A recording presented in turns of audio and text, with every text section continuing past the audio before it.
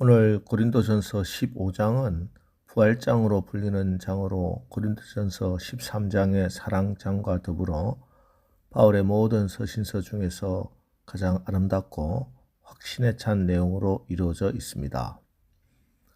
오늘 사도 바울은 성령의 감동으로 예수 그리스도의 부활과 성도의 부활의 관계, 부활하는 과정, 부활의 몸의 상태, 부활의 시기와 부활의 소망을 처음부터 끝까지 강력하게 증거합니다.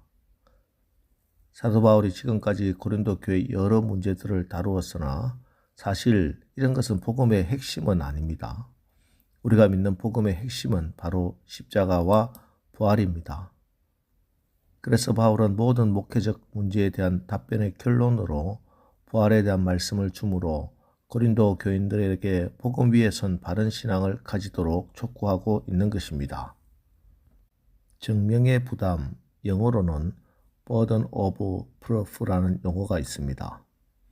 검사가 누군가를 기소하기 위해서는 그 사람이 죄를 지었다는 사실을 증명해야 할 책임이 있다는 뜻입니다. 피고가 자기는 무죄라는 것을 증명하지 않아도 됩니다. 만일 검사가 피고가 유죄인 것을 제대로 증명하지 못하면 무죄 추정의 원칙에 의해 피고는 풀려나는 것입니다. 그런데 우리 기독교는 처음부터 이 증명의 부담을 안고 출발합니다. 예수님이 부활하셨다는 사실입니다. 문제는 이것이 인간의 이성이나 경험으로는 증명할 수 없다는 겁니다.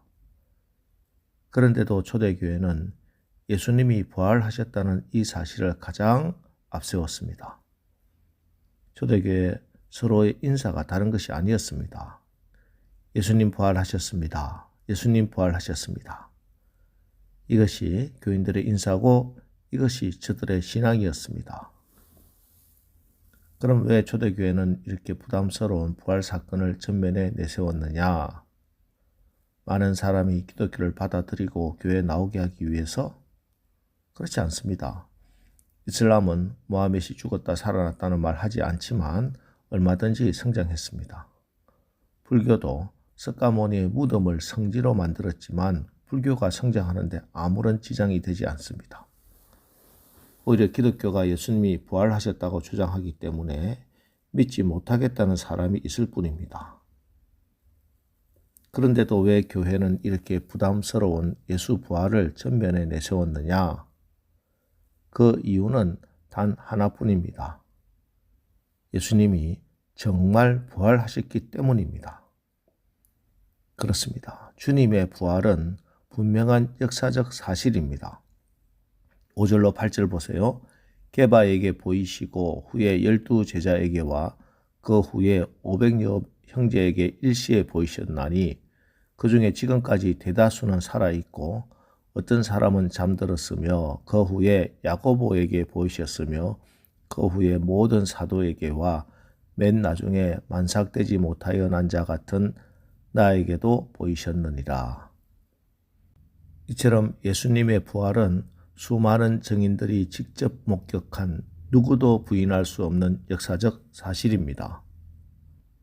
여러분, 우리 예수님이 왜 십자가에서 고난받으시고 죽으셔야 했습니까? 왜 우리 주님이 십자가에서 내려오시지 않았습니까? 왜 장사 지내시고 사흘 동안 무덤에 계셔야 했습니까? 20절. 그러나 이제 그리스도께서 죽은 자 가운데서 다시 살아나사 잠자는 자들의 첫 열매가 되셨도다. 부활의 첫 열매가 되시기 위함입니다. 사망 권세를 이기고 부활하셔서 우리에게 영원한 생명을 주는 첫 열매가 되시기 위해서 주님은 고난을 받으시고 죽으셔야 했습니다. 여러분, 거짓 생명은 죽음이 없습니다. 요즘 조화가 얼마나 잘 나오는지요. 진짜 꽃보다 더 꽃 같습니다. 하지만 조화는 살아있는 생명이 아닙니다. 왜 그렇습니까? 죽지 않기 때문입니다. 조화는 아무리 오래 놔둬도 먼지만 쌓이지 죽지 않습니다. 그렇습니다. 참된 생명은, 진짜 생명은 죽음을 통과해야 참된 생명이 됩니다. 요한복음 12장 24절. 내가 진실로 진실로 너희에게 이르노니 하늘의 밀이 땅에 떨어져 죽지 아니하면 하늘 그대로 있고 죽으면 많은 열매를 맺느니라. 이것이 하나님이 정해놓으신 자연의 법칙인 동시에 인생의 법칙이요 신앙의 법칙입니다. 하늘의 밀이 땅에 떨어져 죽지 않으면 아무런 열매도 생산해내지 못합니다. 물론 그 안에 생명이 없는 것은 1000번, 10,000번 죽어도 열매를 맺지 못하지요. 그래서 생명이 없는 것이 땅에 묻혀서는 안 되고 생명이 있는 살아있는 씨앗이 땅에 묻혀야 열매를 맺을 수 있습니다. 그래서 예수님이 생명이신 예수님이 죽으셔야 했습니다. 그렇습니다. 생명이 열매를 맺는 비결은 생명이 이어지는 비결은 생명이 있는 하늘의 밀이 땅에 떨어져 죽는 방법에는 없습니다. 그렇기 때문에 예수가 없는 다른 사람이 죽어봐야 소용없습니다. 그 속에 예수가 있는 생명이 있는 바로 저와 여러분이 땅에 떨어져 죽어야 생명의 열매를 맺게 된다는 말씀입니다. 그래서 죽는 이것이 예수 부활의 삶을 사는 첫걸음입니다. 전도를 받아 교회 나오면 처음에는 그저 남들보다 좀 더 선하게 살고 마음의 위로를 받고 그리고 남들보다 좀 더 축복받기 위해서 교회에 나옵니다.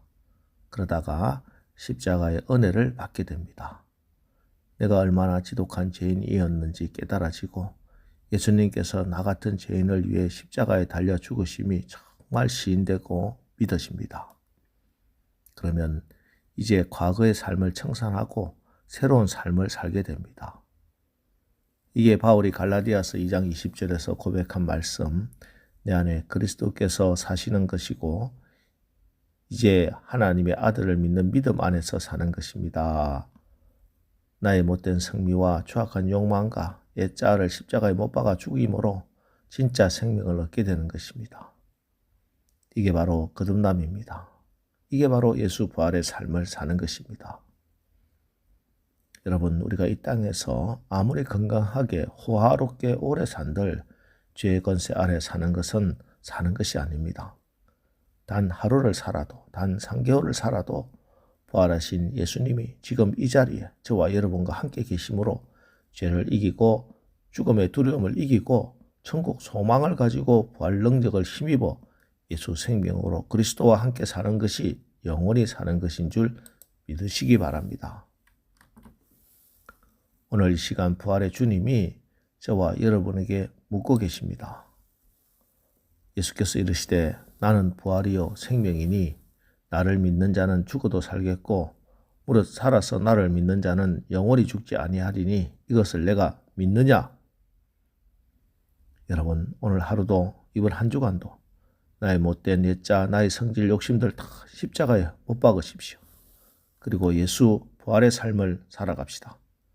그래서 부활과 생명의 예수님을 믿는 믿음으로 성령의 인도하심을 받아 여러분의 삶 가운데 모든 죽었던 것들이 살아나고 하나님의 영광을 보는 오늘 하루 되시기를 주님의 이름으로 축원합니다.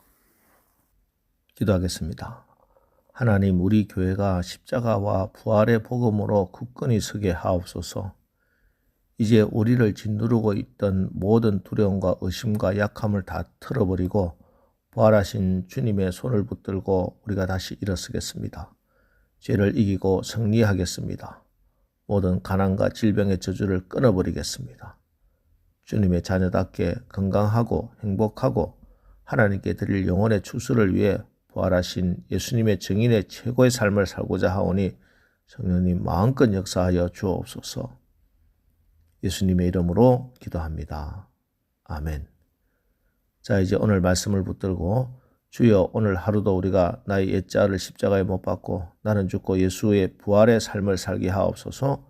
우리 합심해서 기도하고 나가겠습니다. 우리 기도하겠습니다.